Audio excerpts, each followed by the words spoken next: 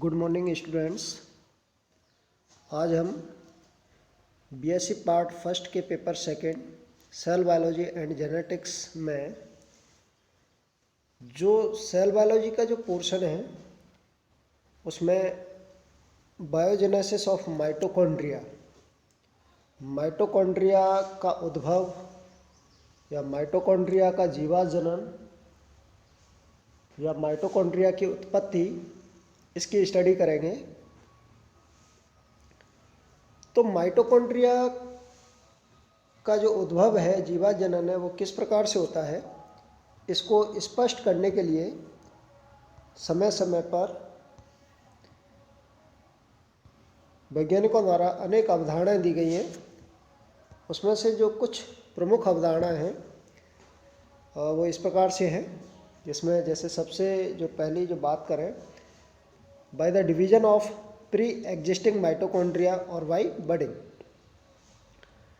तो इसका मतलब जो है कि जो पूर्व में विद्यमान जो माइटोकॉन्ड्रिया है, अर्थात पहले से जो विद्यमान माइटोकॉन्ड्रिया है, उसके विभाजन द्वारा या उसमें बडिंग फॉर्मेशन के द्वारा नए माइटोकॉन्ड्रिया का उद्भव। तो इसमें अपन देखें तो इसमें मेनली जो चीज़ें हैं, इसमें मुख्य रूप से तीन चीज़ें हैं। कि जैसे एक जो है कि सबसे पहले जैसे बात की जाए, मतलब पहले से विद्यमान माइटोकॉन्ड्रिया का क्या होगा, डिवाइडेशन होगा, विभाजन होगा।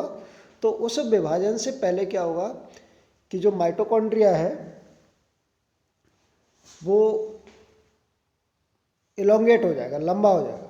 जैसे कि आप बाइनरी फिशन पढ़ते हो, जिसमें किसी बैक्टीरिया का मान लो डिवाइडेशन होना होता है, तो वो क्या होता है, लॉन्ग हो जाता है, इलोंगेट हो जाता है। उसी प्रकार से इस प्रक्रम में भी माइटोकॉन्ड्रिया क्या होगा, लंबा हो जाएगा। जैसे इसमें अपन देखें इस डायग्राम के थ्रू, जैसे आप देख रहे हो, ये प्री एग्जिस्टिंग माइटोकॉन्ड्रिया है, पहले से उपस्थित माइटोकॉन्ड्रिया है, और ये क्या हो गया, लंबा हो गया, इलोंगेट हो गया है।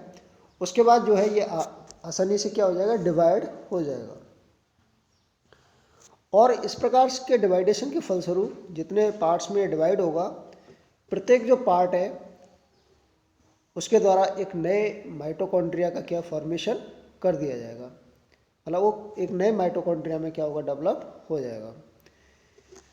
इसके बाद जैसे दूसरी जो बात आती है इसमें, दूसरी बात यह है कि कई बार जो डिवाइडेशन है वो इस प्रकार से नहीं होता। उसमें डिवाइडेशन के लिए क्या है, जो माइटोकॉन्ड्रिया की इनर वॉल होती है उससे क्या सेप्टा बनते हैं, पट बनते हैं, और उन पटों के द्वारा माइटोकॉन्ड्रिया या तो दो भागों में विभाजित हो सकता है या दो से अधिक भागों में क्या हो सकता है, विभाजित हो सकता है।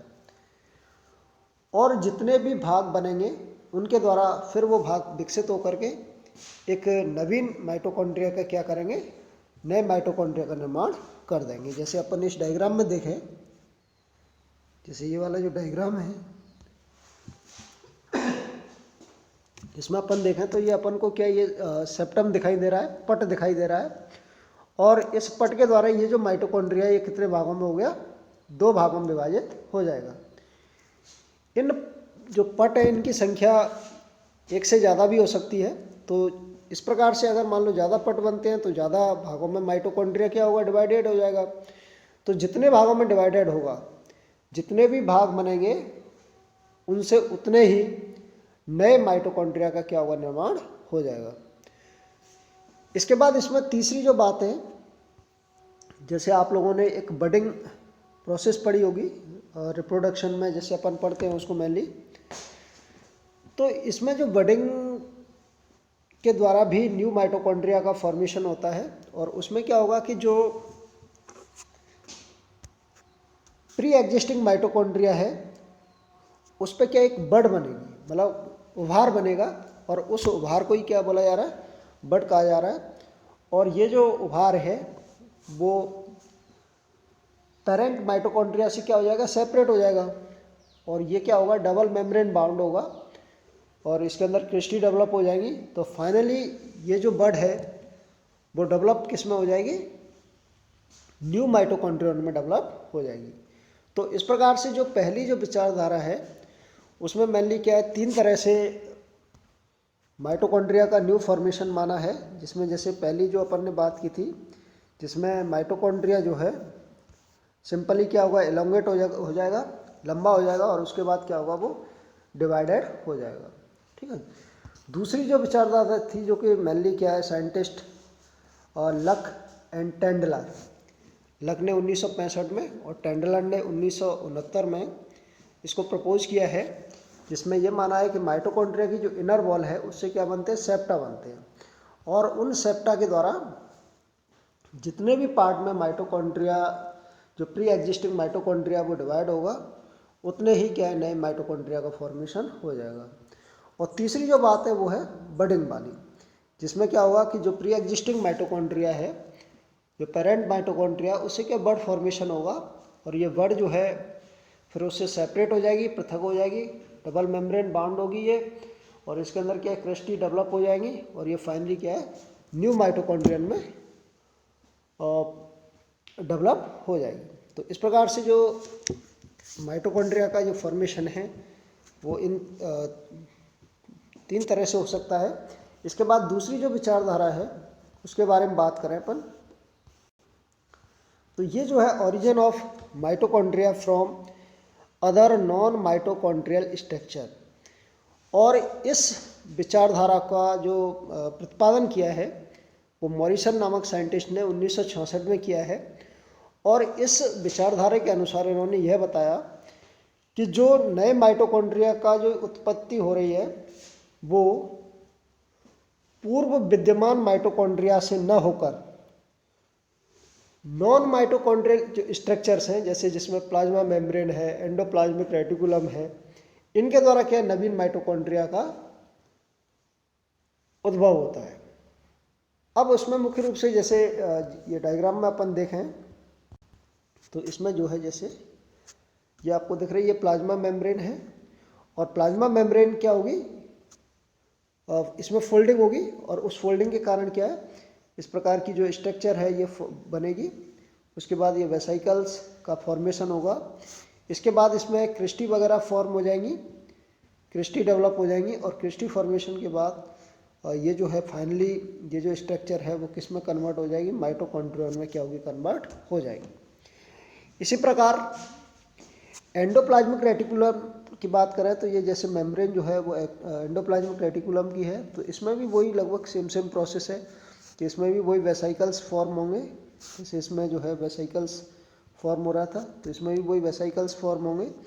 उसके बाद जो है इसके अंदर स्ट्रक्चर जो है जो बनेगी, उसके अंदर वही क्रिस्टी वगैरह डेवलप हो जाएंगी, और इस प्रकार से ये जो फाइनली किस में कन्वर्ट हो जाएगी, माइटोकॉन्ड्रियन में कन्वर्ट हो जाएगी।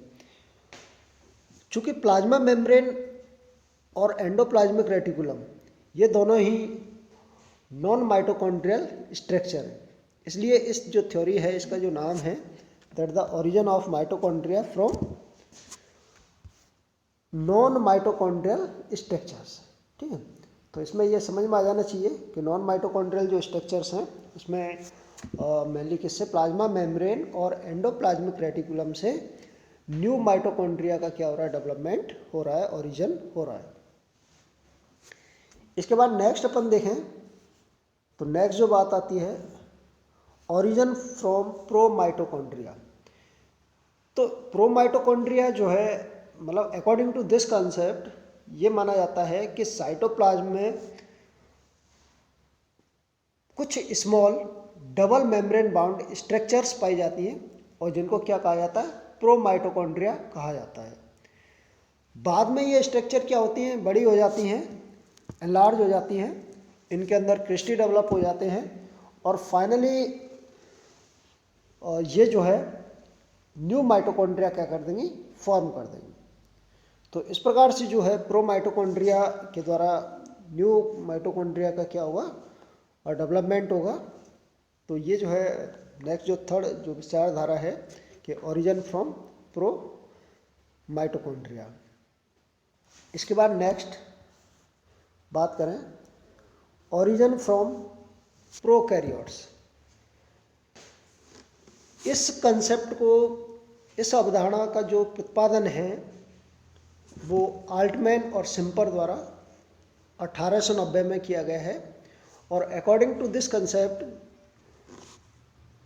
ये माना है कि जैसे प्रोकैरियोट जैसे लाइक बैक्टीरिया हैं, ये क्या है कि यूकैरियोटिक सेल में एंटर कर गए लाइक पैरासाइट, परजीवी के रूप में क्या है यूकैरियोटिक सेल में एंटर ये कर गए और वहाँ पर जाकर के यूकैरियोटिक सेल के साथ ये रहने लगे, डिवाइड होने लगे और फाइनली धीरे धीरे ये मॉडिफाई किस में हो गए, माइटोकॉन्ड्रिया में मॉडिफाई हो गए।